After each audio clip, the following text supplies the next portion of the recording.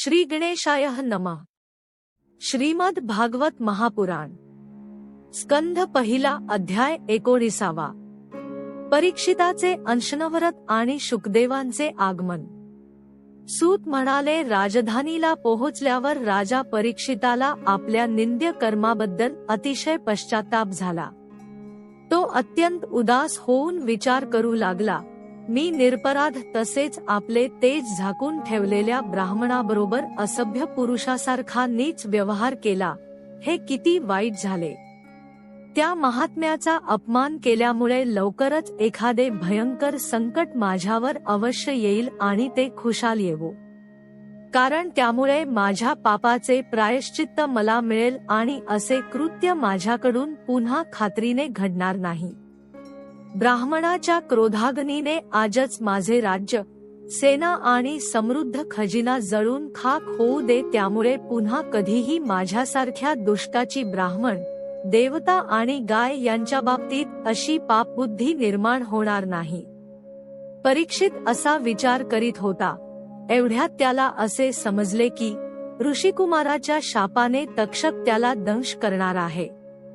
त्यामुळे संसारात आसक्त असणाऱ्या आपल्याला लवकरच वैराग्य प्राप्त करून देणारा तक्षकरूप मृत्यू त्याला चांगला वाटला। या जगातील आणि परलोकांतील भोगांना तो पहिल्यापासूनच तुच्छ आणि त्याज्य समजत होता। आता त्याचा प्रत्यक्ष त्याग करून आणि भगवान श्रीकृष्णांच्या चरणांची सेवा हीच सर्वश्रेष्ठ मानून आमरण उपोषण व्रत घेऊन तो गंगातीरावर बसला। तुळशीच्या सुगंधाने मिश्रित असलेले गंगाजल भगवान श्रीकृष्णांच्या चरणकमलांचे पराग घेऊन प्रवाहित झाले आहे, म्हणून गंगामाता लोकपालांसहित स्वर्ग आणि पृथ्वीवर असलेल्या सर्व लोकांना पवित्र करते। मग मरणासन्न असला कोण मनुष्य तिचे सेवन करणार नाही।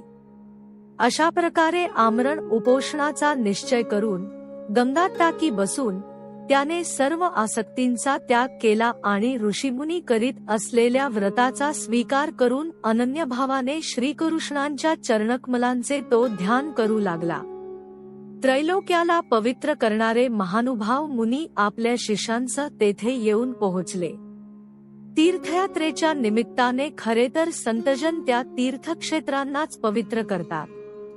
त्यावेळी तेथे अत्री, वसिष्ठ, च्यवन, शरदवान, अरिष्टनेमी, भीगु, अंगिरा, पराशर, विश्वामित्र, परशुराम, उथ्य, इंद्रप्रम्द, इधमवाह, मेधातिथि, देवल, आर्ष्टिशेन, भारद्वाज, गौतम, पिप्पलाद, मैत्रेय, और्व, कवश, अगस्त्य, भगवान व्यास, नारद तसेच यांच्या व्यतिरिक्त अनेक श्रेष्ठ देवर्षी, ब्रह्मर्षी आणि अरुणादी राजर्षींचे शुभागमन झाले।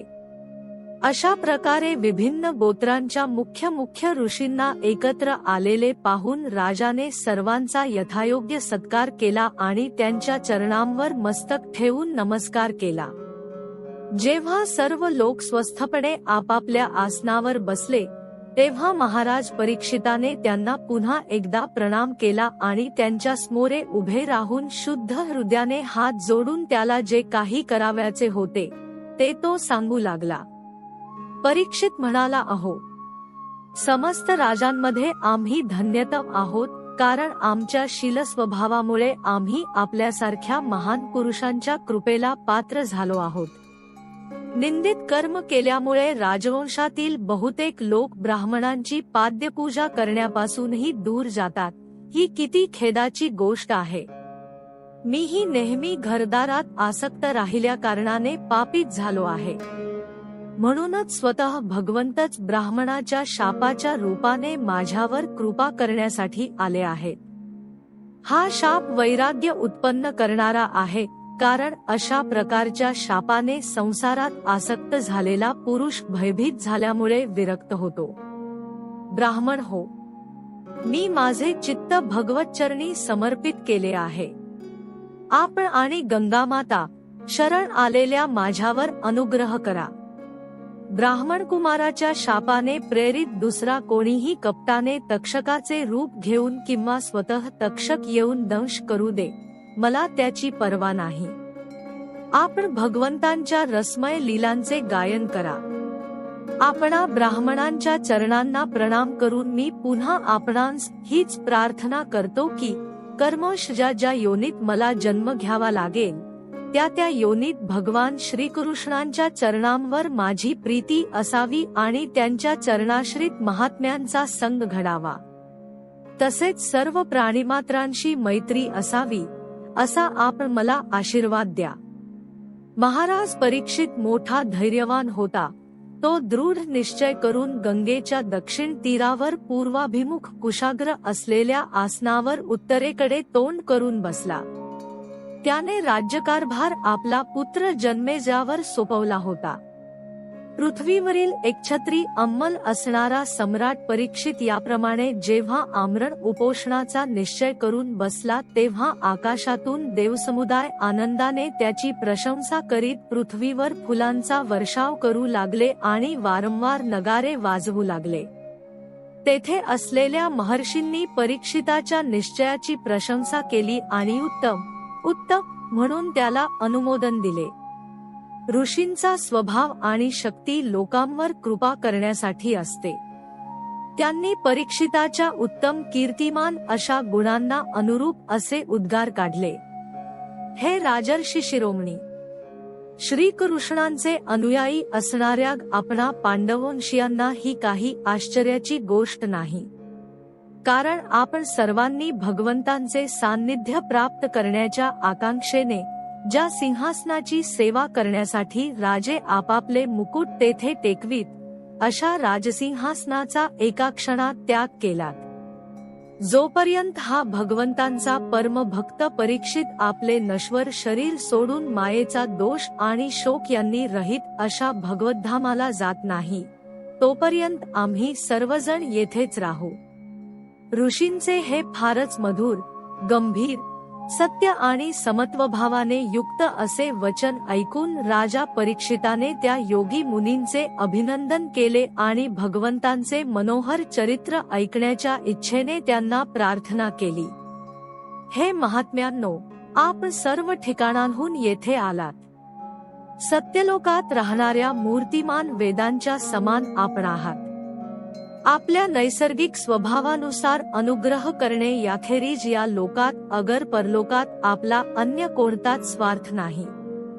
हे विप्रांनो, आपणांवर पूर्ण विश्वास ठेवून स्वतःच्या कर्तव्यासंबंधी विचारण्यायोग्य प्रश्न मी आपणांस विचारतो.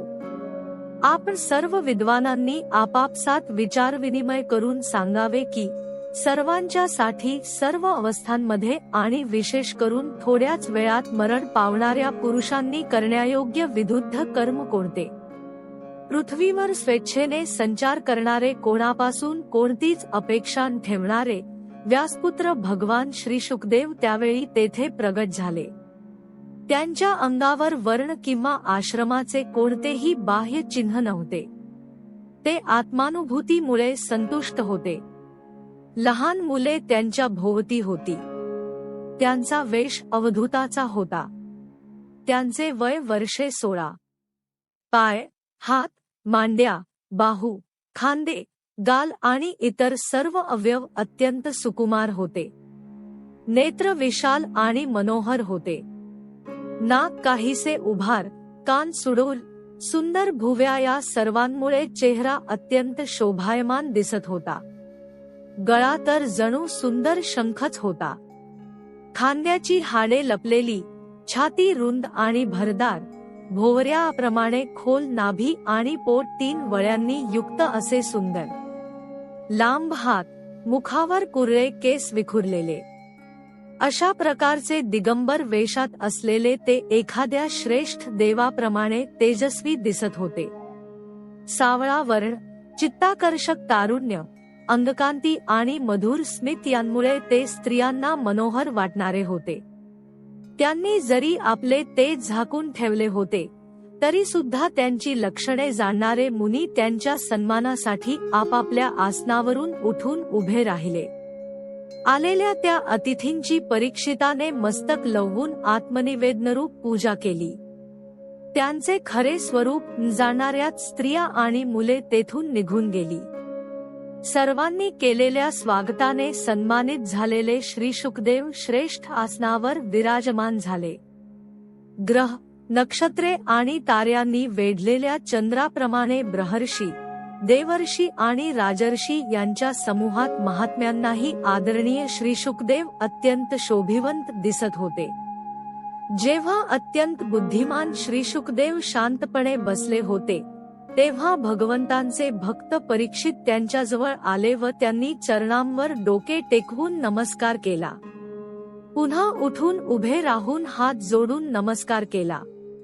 पुन्हा उठून उभे राहून हात जोडून नमस्कार केला आणि मधुर वाणीने त्यांना विचारले, ब्रह्मस्वरूप भगवन, आम्ही अपराधी क्षत्रिय असूनही आज सत्संगाचे अधिकारी ठरलो, म्हणून आम्ही खरोखरच भाग्यवान आहोत.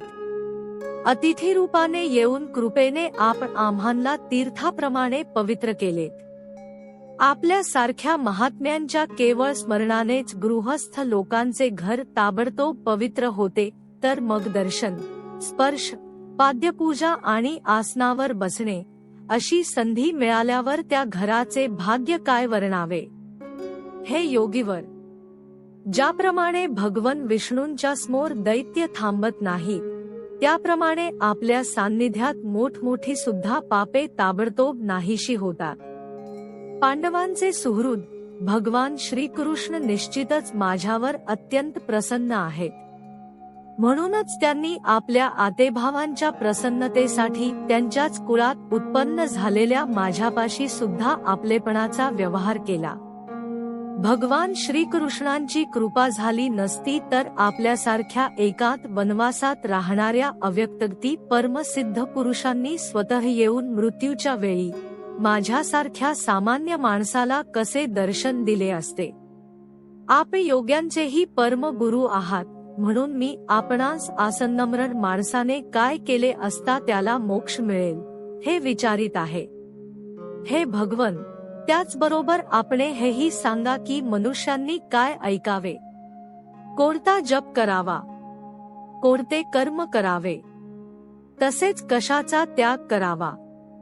हे मुनिवर, आपण गायीची धार काढण्यास जेवढा वेळ लागतो तितका सुद्धा वेळ गृहस्थांच्या घरी थांबत नाही, म्हणून मी आपणास हे आताच विचारत आहे. सूत म्हणाले, जेव्हा राजाने मोठ्या मधुर वाणीने अशा प्रकारे संभाषण केले आणि प्रश्न विचारले, तेव्हा सर्व धर्मांचे मर्म जाणणारे व्यासपुत्र भगवान श्री शुकदेव त्यांची उत्तरे देऊ लागले. अध्याय 19 समाप्त. स्कंध पहिला समाप्त. हरि ओम तत्सत.